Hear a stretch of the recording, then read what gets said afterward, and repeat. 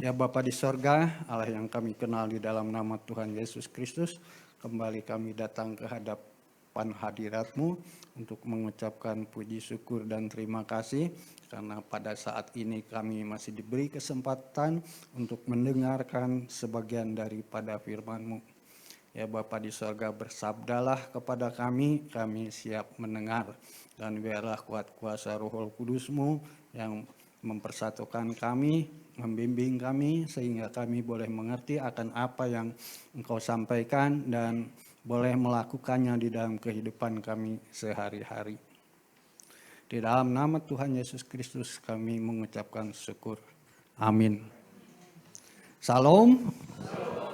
Sekali lagi salam. Ya, Bapak Ibu Saudara sekalian, berdasarkan pembacaan firman Tuhan tadi dari Perjanjian Lama dan Perjanjian Baru, saya mengambil tema yang tidak jauh-jauh dari nas itu. Temanya adalah Allah menyediakan langit baru dan bumi baru. Jadi saudara-saudaraku, izinkanlah saya bercerita sedikit tentang masa kecil saya. Jadi ketika saya berusia 10 tahun, saya waktu itu nonton televisi berdua dengan paman saya. Ya, televisi waktu itu mulainya jam 6 sore ya. Jam 6, sekitar jam 7 atau jam 8 saya lupa. Itu ada siaran berita. Ya, waktu itu saya nonton beritanya tentang peperangan. Wah, dan lain sebagainya. Lalu ketika menonton itu, paman saya tuh menggerutu, dia kayak ngomong sendiri gitu ya, menggerutu. Dunia ini dari dulu nggak pernah beres. Ya, ada peperangan, bencana alam, kesedihan, kejahatan, pembunuhan, sakit, penyakit. Ya begitu, kapan beresnya ini dunia? Dan setelah saya pikir ini penggerutuan dari paman saya ini sudah 55 tahun berlalu. Dan memang dunia ini tetap begitu. Cuma kurang lebih, ada kurang lebihnya lah ya, beda-beda dikit. Tapi tetap konsisten begitu ya. Yang jahat, ada yang baik, ada sakit, penyakit, ya. Selalu ada. Jadi mungkin banyak orang bertanya, apa dunia ini akan seperti ini terus? Atau apakah penderitaan di dunia ini akan berakhir? Yang ketiga mungkin pertanyaan, apakah masih ada masa depan bagi umat Tuhan? Puji Tuhan, saudara-saudaraku, firman Tuhan hari ini memberikan jawaban yang sangat indah. Ya, melalui kitab Nabi Yesaya dan kitab Wahyu yang ditulis oleh Rasul Yohanes ya. Tuhan memperlihatkan janjinya yang besar bahwa Allah sedang mempersiapkan langit yang baru dan bumi yang baru. Bukan lagi dunia yang penuh dosa, yang banyak kejahatan, penderitaan, kematian, bukan. Tetapi dunia yang dipenuhi oleh kemuliaan Allah. Ya, saudara-saudaraku, hari ini kita akan belajar 3 kebenaran besar dari firman Allah. Jadi satu kebenaran besar yang pertama, Allah sendiri yang menjanjikan langit baru dan bumi baru. Yang kedua, di dalam kerajaan Allah tidak ada lagi air mata dan kematian.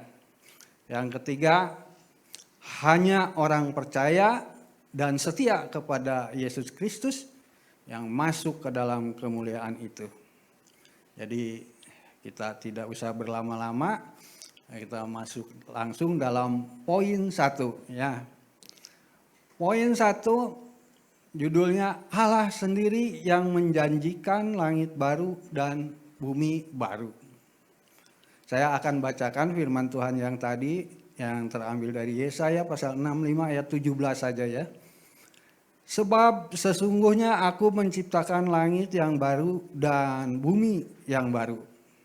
Lalu dalam Wahyu 21 ayat 1, Rasul Yohanes berkata, lalu aku melihat langit yang baru dan bumi yang baru. Saudara-saudara perhatikan baik-baik, yang menjanjikan masa depan yang indah itu dengan langit dan bumi baru itu bukan manusia, ya kan?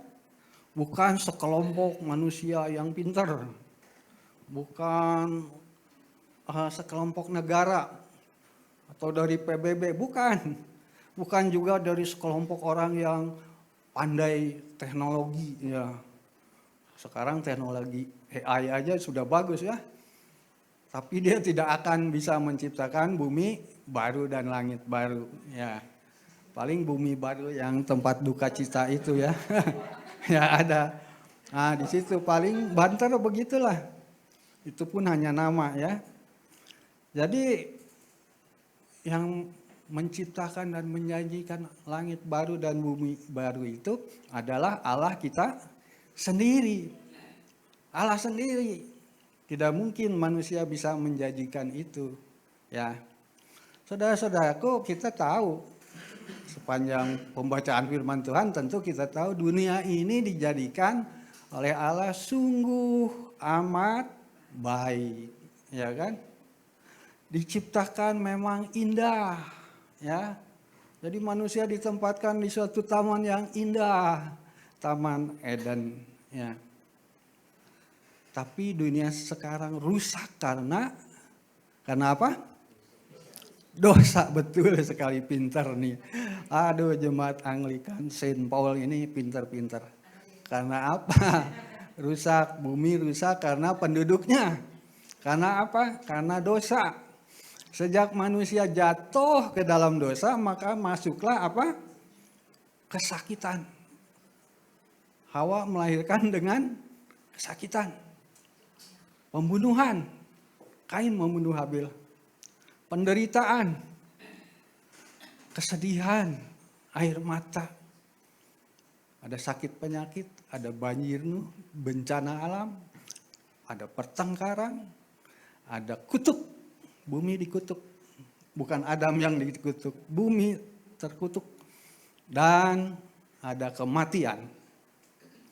Jadi karena itu dunia sekarang sudah menjadi tidak sempurna. Namun puji Tuhan, Allah tidak membiarkan dunia ini hancur selamanya, manusia itu ada di dunia yang rusak, tidak. Allah mempunyai rencana pemulihan yang sempurna.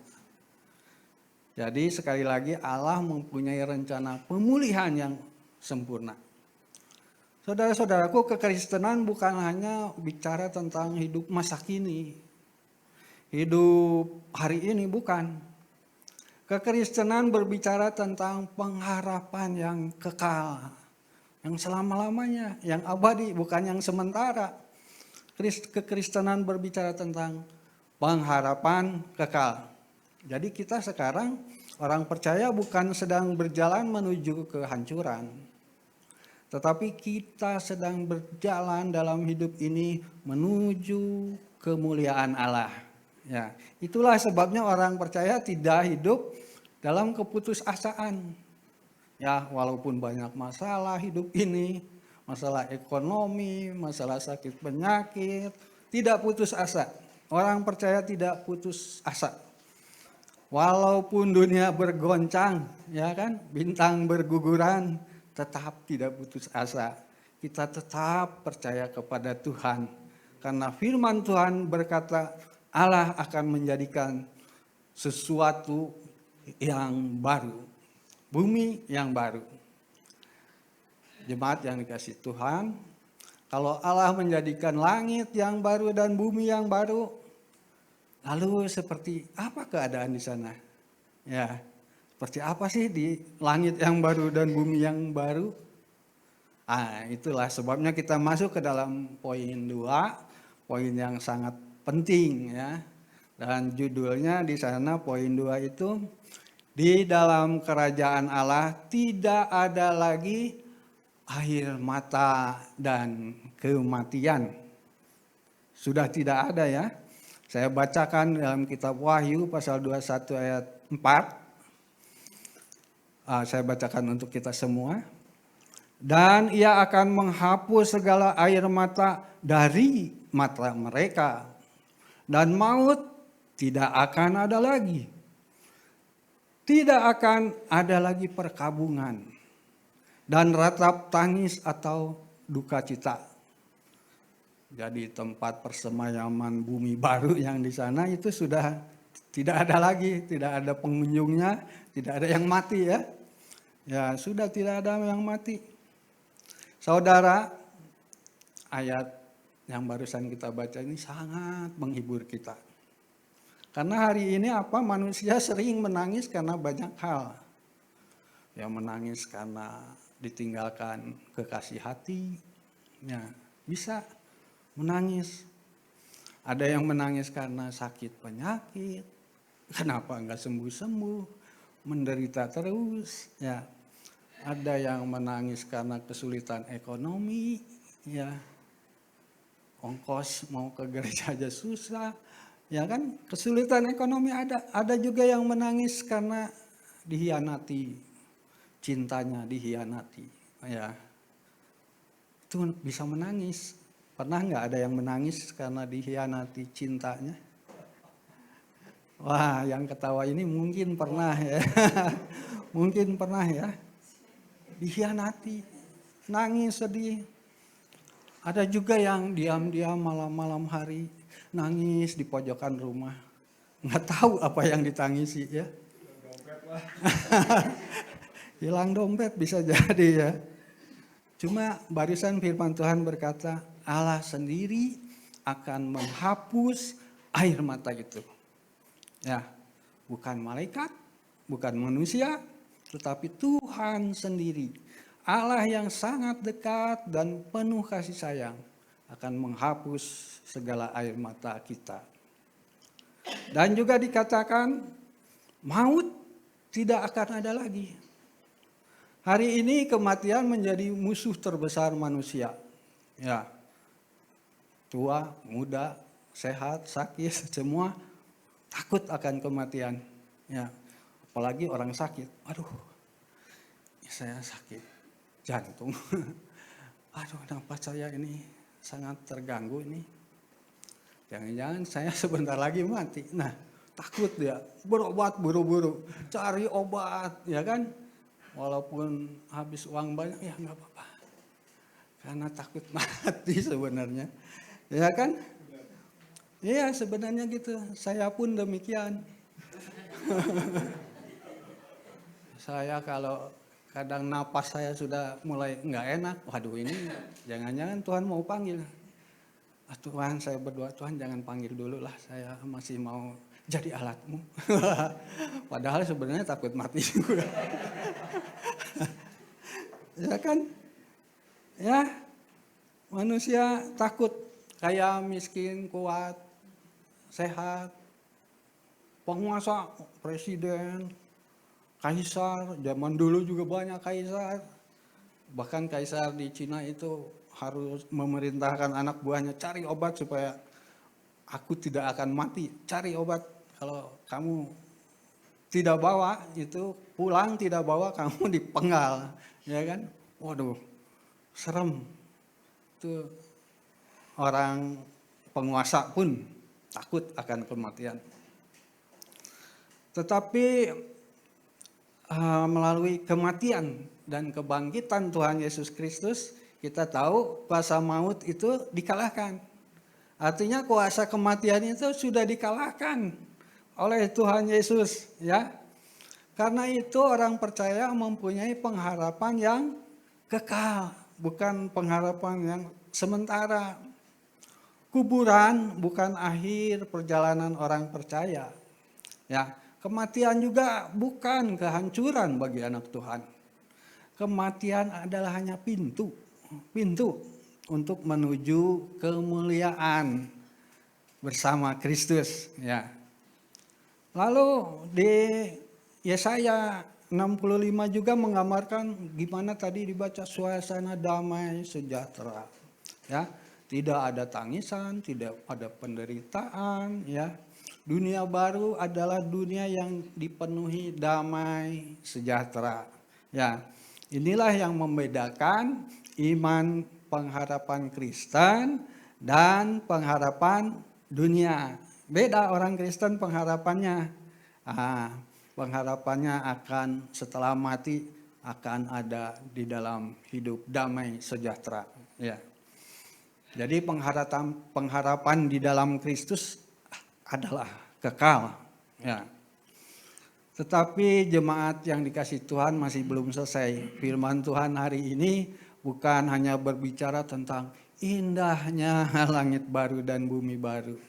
Firman Tuhan juga memberikan peringatan serius. Ya. Seperti poin yang ketiga, siapakah yang akan masuk dalam kerajaan Allah yang kekal itu?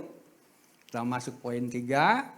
Hanya orang yang percaya dan setia kepada Tuhan Yesus Kristus yang masuk dalam kemuliaannya itu. Ya. Wah, Pak Indrawan tahu dari mana? Saya tahu dari Wahyu 21 ayat 7. Dikatakan di sana, barang siapa menang, ia akan memperoleh semuanya ini. Dan aku akan menjadi Allahnya, dan ia akan menjadi anakku. Ya, jadi anak Allah, wah luar biasa ya. Wah, sangat senang ya. Ada sukacita? Amin. Jadi anak Allah itu, wah suatu yang luar biasa ya. Jadi anak pejabat aja saudara mungkin bangga ya. Apalagi jadi anak presiden yang hanya berkuasa mungkin beberapa waktu saja di suatu negara ya. Wah kalau Anda jadi anaknya Donald Trump ya, atau jadi anaknya Ayatollah Khomeini ya, mungkin bangga ya. Hanya beberapa tahun mereka berkuasa. Ya. Dan berkuasanya jadi satu titik kecil di bumi ini. Tetapi Allah kita berkuasa atas sorga dan atas alam semesta. Bahkan Dia yang menciptakannya. Bagaimana kita tidak bangga menjadi anak Allah? Ya, kita harus berbangga menjadi anak Allah. Dan kita juga tidak selesai di ayat 7, kita baca lagi di ayat 8. Tetapi orang-orang penakut, orang-orang yang tidak percaya, mendapat bagian mereka di dalam lautan yang menyala-nyala oleh api dan belerang. Wah, ya terbakar tangan kita di kompor saja sudah wah jerit-jerit ya. Apalagi di dalam nyala api. Mengerikan sekali.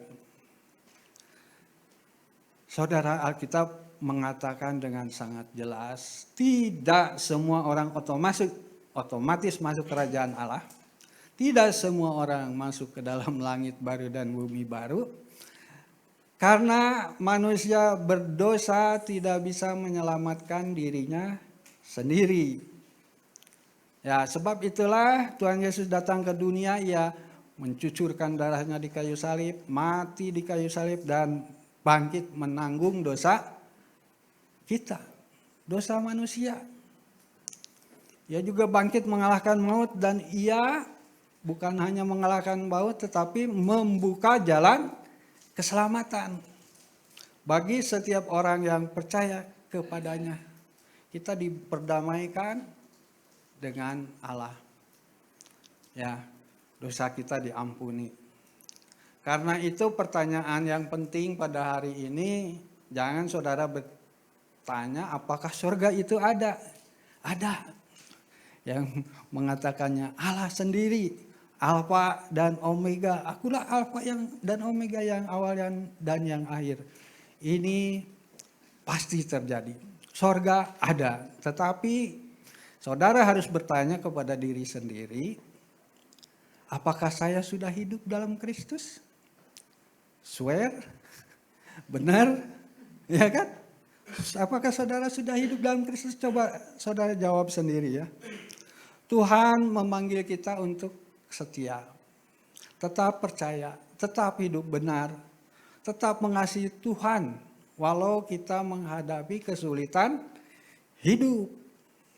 Ya, saudara mungkin dari kecil itu sulit terus hidup tuh rasanya. Jangan gentar, ya kan? Karena itu hanya sementara. Orang yang menang itu bukan orang yang tidak pernah jatuh. Ya, mungkin saudara pernah jatuh, ya bangun lagi dong.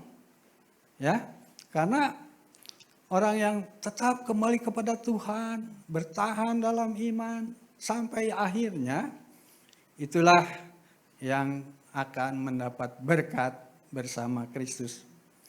Hari ini mungkin ada saudara-saudara di sini yang sedang lelah ya, lelah pikiran, jiwanya lelah. Mungkin ada yang sedang bergumul tentang sesuatu ya. Mungkin tentang pernikahan, apakah tahun depan saya jadi nikah. Memang saya sudah ngumpul-ngumpul uang, tapi gimana nih jadi enggak ya, bergumul ya. Ini uangnya ada kurang sedikit sih. Lalu ada yang merasa hidupnya penuh air mata, sedih aja. Ya, banyak penderitaan, banyak sakit, penyakit dan segala macamnya ya.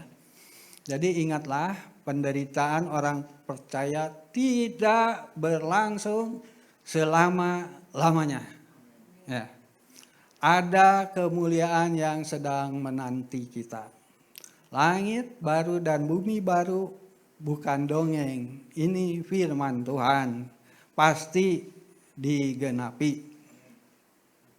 Baiklah saudara-saudara, kita masuk pada kesimpulan khotbah. Ya, kesimpulan khotbah. Jadi saudara bisa baca, jemaat Tuhan yang dikasihi, dari firman Tuhan hari ini kita belajar 3 hal penting. Allah sendiri menjanjikan langit baru dan bumi baru. Di sana tidak ada lagi air mata, penderitaan dan kematian. Hanya mereka yang hidup di dalam Kristus dan setia kepadanya yang akan menikmati kemuliaan kekal itu. Ya, itu kesimpulannya. Karena itu jangan melekat terlalu kuat kepada dunia ini. Dunia ini hanya sementara. Kalau saudara kaya juga sementara, ya kan? Kalau saudara miskin juga sementara. Jadi kemuliaan dunia ini sementara, tetapi kerajaan Allah kekal selamanya. Jadi saudara, mari kita hidup dengan pengharapan sorgawi itu. Mari kita tetap setia kepada Tuhan. Mari kita setia kepada Kristus sampai akhir hidup kita. Dan suatu hari nanti setiap orang akan melihat kemah Allah ada di tengah-tengah manusia.